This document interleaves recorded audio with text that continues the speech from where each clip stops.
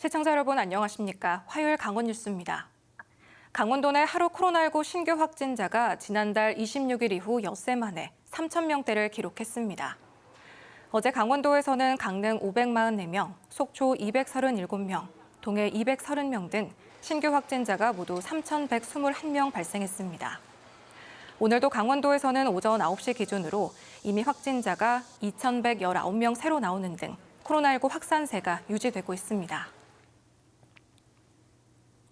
지역 농가를 돕기 위한 쌀 소비 촉진 특별 판매 행사가 이어지고 있습니다. 양양군은 이달 한 달 동안 양양군 쇼핑몰인 양양몰에서 지역 쌀이 18에서 24% 할인된 금액으로 판매된다고 밝혔습니다. 속초 농협도 고성 속초 오대미 중등급 180톤을 오는 24일까지 기존 판매가에서 18% 할인해 판매하고 있습니다. 삼척시가 광산 노동자의 희생 정신을 추모하기 위해 기념공원 조성을 예고했습니다. 그런데 사업 추진 7년째를 맞고도 정작 누구를 추모할지는 파악조차 못한 상태입니다. 노지영 기자가 보도합니다. 1930년대부터 국내 대표 석탄 생산지의 명맥을 잇고 있는 삼척 도계 지역. 일터에서 사고로 사망한 광산 노동자를 추모하는 기념공원이 들어설 예정입니다. 5,000제곱미터 규모터에 폐광지역 개발기금 16억 원이 투입됩니다. 이곳에 위령비와 함께 장화, 탄광 입구와 같은 광부와 관련된 조형물들이 들어설 예정입니다. 2016년부터 사업이 추진됐는데 2달 뒤 착공, 내년 6월쯤 준공이 목표입니다. 그런데 정작 누가 또 얼마나 많은 노동자가 도계 지역 광산에서 숨졌는지는 아직 파악되지 않았습니다. 유가족들과 특별한 논의도 이뤄지지 않았습니다. 그런 사항에 대해서 한 번도 상의를 하거나 연락을 제가 받은 적이 한 번도 없습니다. 유표라도 있어야 되는데. 삼척시는 공원 위치 선정 등과 관련해 지역 주민들과 오랜 기간 협의를 해왔다고 설명했습니다. 하지만 유가족과 논의가 없었던 이유에 대해서는 명쾌한 답을 내놓지 못했습니다. 추모 대상자들은 이미 이쪽에 생존에 계시지 않은 분들이라 그런 쪽 말고 주민들을 대상으로는 충분히 설명을 했고요. 특별히 유가족이라고 이렇게 단정하기는 어렵고요. 광산 노동자들의 희생 등으로 확보한 폐광기금으로 조성되지만 정작 기념할 대상이 배제된 산업전사 기념공원. 삼척시는 뒤늦게 순직 노동자와 유가족 현황을 파악하겠다는 입장을 전해왔습니다. KBS 뉴스 노지영입니다. 어제 저녁 8시쯤 고성군 주강면 자작도 캠핑장 해수욕장에서 40대 남성이 물에 빠진 채 발견돼 병원으로 옮겨졌지만 숨졌습니다. 해양경찰은 남성을 처음 발견한 목격자 진술 등을 토대로 정확한 사고 경위 등을 조사 중입니다. 앞서 지난달 31일 오후에는 고성군 백도 해수욕장에서 60대 피서객이 물에 빠져 숨졌습니다. 정선 가리왕산에 중부권 최초의 국가정원을 유치하기 위한 강원도민 추진위원회가 발족했습니다. 강원도민 추진위는 강원도 내 15개 민간단체와 기관이 참여했으며 동계올림픽이 열린 정선 가리왕산에 국가정원을 유치하기 위해 강원도민의 힘을 모으는 데 앞장서게 됩니다.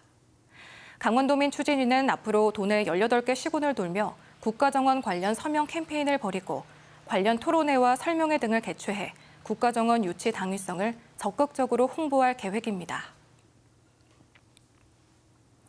강릉시가 제6기 주민참여예산위원회 위원 60명을 공개 모집합니다.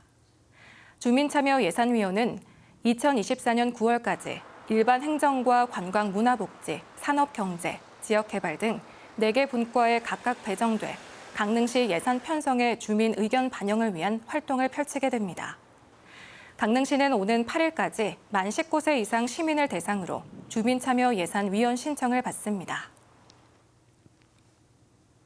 춘천시 중도 레고랜드 테마파크에 대한 관계기관 합동 안전점검이 시행됩니다. 춘천시는 문화체육관광부와 소방, 전기 등 관련 기관과 함께 레고랜드 놀이시설 26종에 대해 안전실태를 점검합니다. 이번 점검은 레고랜드에서 전망대와 드래곤 코스터 등의 멈추는 사고가 잇따라 발생한 데 따른 겁니다. 이번 조사 결과는 다음 주쯤 나올 전망입니다. 관련 법에 따라 놀이시설이 30분 이상 멈춰선 사업장에 대해선 개선 명령이나 운행 중지 명령 등을 내릴 수 있습니다. 강원도 내 첫 창고형 대형 매장이 원주 혁신도시 일대에 들어설 전망입니다. 규모는 2만 2천여 제곱미터 땅에 지하 3층, 지상 3층 규모 건물 한 동입니다. 원주시는 최근 주식회사 이마트의 이 같은 설립 계획에 대해 건축 경관 통합 심의를 벌인 결과 조건부 통과를 의결했다고 밝혔습니다. 이마트 측은 2014년 토지를 매입했고 교통 영향평가 등 각종 인허가 절차를 마무리하고 있습니다. 또 이른 시일 안에 건축 허가를 마치고 착공과 완공 일자를 잡을 계획입니다.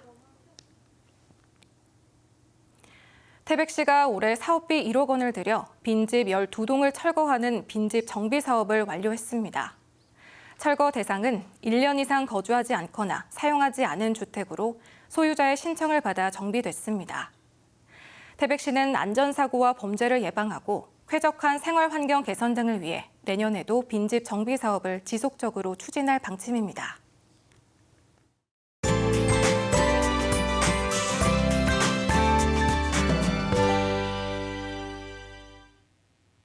고온다습한 공기가 유입되면서 늦은 오후까지 비가 이어지는 곳들이 있겠습니다. 비의 양은 영동 중북부를 중심으로 최대 30mm가 예상되고요. 그 밖에 남부 지역은 5에서 10mm 정도로 빗줄기가 약하겠습니다. 현재 강원도 대부분 지역에는 폭염주의보가 내려져 있습니다. 밤사이 강릉은 열대야도 관측이 됐고요. 한낮에도 기온이 크게 오를 전망입니다. 특히 오늘은 습도가 높게 나타나면서 대부분 지역에서 체감 기온이 33도를 웃돌겠습니다. 온열 질환에 대비 잘 해주셔야겠고요. 자세한 현재 기온 살펴보면 강릉이 26.3도, 동해 25도, 정선은 24.3도 보이고 있습니다. 한낮에는 강릉이 33도, 삼척 32도, 속초와 양양은 30도까지 오르겠습니다. 해상에도 비가 내리는 곳이 있는 가운데 바람이 강하게 불겠고요. 물결도 먼바다에서 최고 2.5m로 높게 일겠습니다. 내일도 하늘빛은 흐리겠고요. 강릉의 낮 기온이 34도까지 크게 오르면서 더위의 기세가 강해지겠습니다. 날씨 전해드렸습니다. 화요일 강원 뉴스를 마칩니다. 시청해주신 여러분 고맙습니다.